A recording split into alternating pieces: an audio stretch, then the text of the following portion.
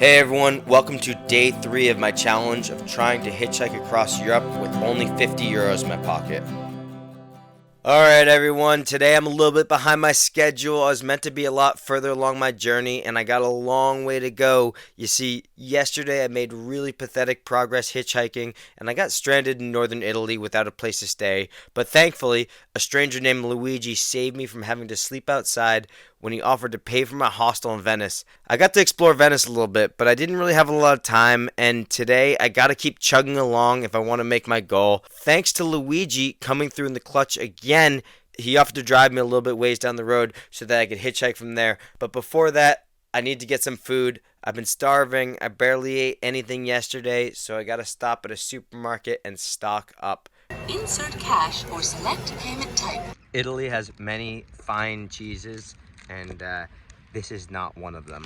I just made a triple-decker sandwich here. This is my breakfast and lunch here. Luigi.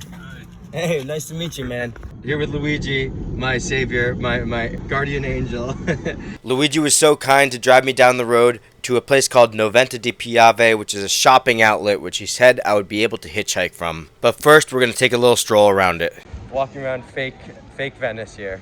It's like a mixture of fake Italian cities all together. With like a fake American thing too. There's a Nike shop right up there. Luigi, my man, it's really too bad we couldn't have hung out more. I hope to see you again somewhere in the world. Good luck with everything. I'm sure we're going to see. Alright, so there's a toll plaza here. I have to walk a little ways. Okay, this is flat out illegal what I'm doing. I'm really like on the entrance ramp to the highway. I'm a bit nervous, but I don't really have any other options here to hitchhike. Found a new place right near the toll booth. There's a toll booth right there. Again, there's not much of a shoulder to pull over. It's not the best spot. Everyone keeps smiling and then waving, but nothing. Come on. Well, I've been standing here for over an hour. I just wish I was back in Turkey or Romania or Ukraine. I would never have this problem there. So I walked a little bit closer to the toll booth here. And the first person just stopped, but the road splits up ahead there. They were going towards Venice, and I need to go the other way. Oh my god, it's been so long waiting here. I'm so tired. After waiting for hours, I miraculously got a text from Luigi who said, guess what? I'm right down the road, and I can drive you a little bit further. Once again, Luigi saves the day. So Luigi drove me down the road to a truck stop, and I tried hitching from there, but I didn't have a lot of luck. But I came across these two guys having a little barbecue outside their truck. Do you speak English? You from Czech? No, it's Bulgaria. Bulgaria. I want to auto stop. Austria, Czech Republic, Poland. Do you go to Czech? Yeah, to go is Klagenfurt. Klagenfurt. Yeah, it's Klagenfurt. Tonight? Today? Yeah, it's morning. No traveling today. It's Sunday. Today, next Friday. No. I'm from Bulgaria. What's your name? Любомир. Lubomir? Ukraina, Vladimir. Vladimir. And we got some food here. Having a little party. A little party. It's a party. You cook everything here. Ukrainian borscht right here. You guys are the best. The best. The best is driver. Best driver. Wow. Never thought I'd be eating borscht at a truck stop.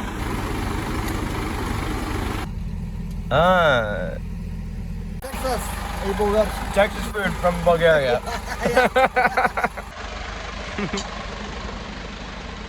Bulgarian rakia. На здоровье. Na zdrowie. Woo! Woo! I am full from eating on my second beer here and just having a fucking grand old time. It was so fascinating to see how they live out on the road 3 months at a time before getting to go home and see their families.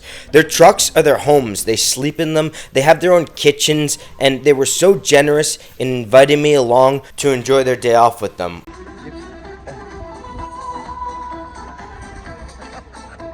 They don't speak like almost any English, and they're just so friendly and talkative. His sister-in-law speaks Spanish. He lives in Madrid, and I just spent 10 minutes on the phone with her. His son in Germany speaks English, and I talked to him. What an adventure. This is crazy. I knew I should have been trying to hitch out, but I was just having too much fun with these guys and soon night fell. I made terrible progress today, but thankfully the Ukrainian guy was driving all the way to the Czech Republic in the morning and would be able to take me along. Now I just need to find a place to sleep the night. Thankfully, the Bulgarian guy so generously offered to let me sleep in the bunk beds in the cab of his truck. Alright, I just brushed my teeth inside the truck stop and am going to probably go to bed now.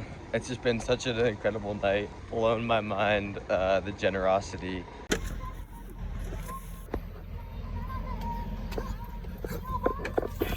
Home sweet home. Here we go. This is where I'll be sleeping tonight. This is my bed.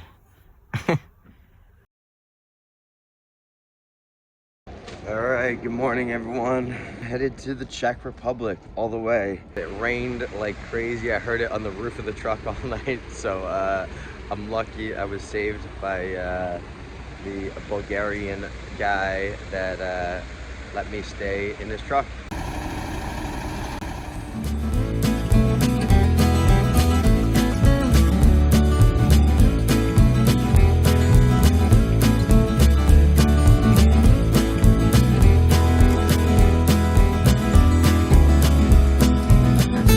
We just crossed over the border into Austria. These are the Alps.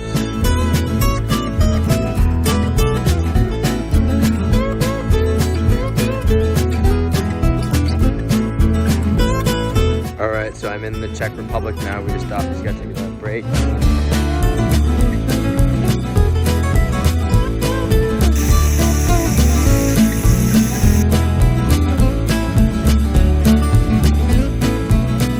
Vladimir, thank you so much. It's been quite a journey today, so have a nice trip. In one fell swoop, I crossed 4 countries and made up for my terrible progress. Man, I just spent 11 hours in the car with Vladimir. We didn't speak that much because he doesn't really speak any English, and he dropped me off at this intersection right outside of Pilsen, Czech Republic. I got about an hour to go to Prague. This is what we in the biz would refer to as a left-handed hitch. It's getting kind of late. It's probably 5 something. Should be a little bit worried, but all I need is one ride and I'll get there. We're going to Prague? Yeah. Yeah? Oh, yes. Is Czech Republic Eastern Europe or Central Europe? Fuck. No, of course it's Central. It's Central Europe. It makes me so angry when I tell people, I'm like, I like traveling in Eastern Europe, and they're like, oh yeah, I love Prague, and I'm like, it's not fucking Eastern Europe. Like, most of Austria is more east than Prague, so it pisses me off too. It's because of the culture, right? Because we were under the Russian sort of the sphere of influence, right? The Iron Curtain, and it's a Slavic language and a Slavic culture also, so that's absolutely Slavic. Yeah.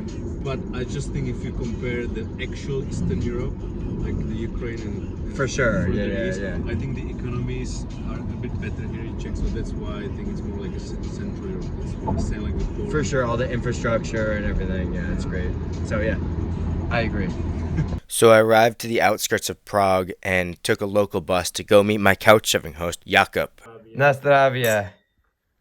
Nastravia to new friends. Wine in the jug is the best way to drink wine. Yes. Jakub and his Spanish roommate, Andrea, were everything I could ever dream of in couchsurfing hosts. We not only had amazing discussions, but they busted out the homemade wine and a big spread of food, and we just had such a fun night. Prosciutto.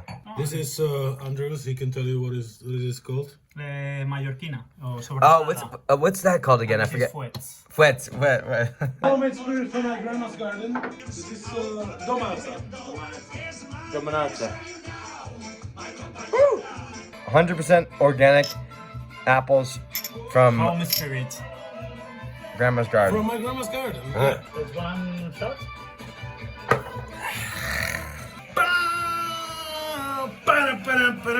I think he's had a little too much wine. You guys are the best, and we're having this amazing discussion of history, and the Byzantine Empire comes in, right? Well, yeah. Well, at first they are the Eastern Roman Empire. They don't consider themselves Byzantines. You got William Tecumseh Sherman. Sherman was the guy who burned out down Atlanta, right? Yeah. Attila the Hun couldn't get through them. Martin Luther and the Reformation. Okay, so Constantine, Exactly. Constantinople. Then you have the Moldavians who are aside from the river Dnieper. And then you have Gagazians who are Turkic people. I love you, man. I love you. I love that you know that. You are a dummy and you know nothing.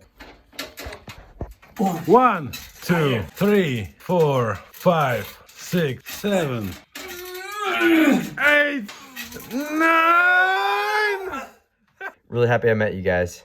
Cheers one more time. One more time. Pleasure. What's the guy's name? Like, say his name. Say his name. Jan Palach, in a totalitarian regime that didn't let him be free, and he lit himself on fire just to let the world know that he wants to be free.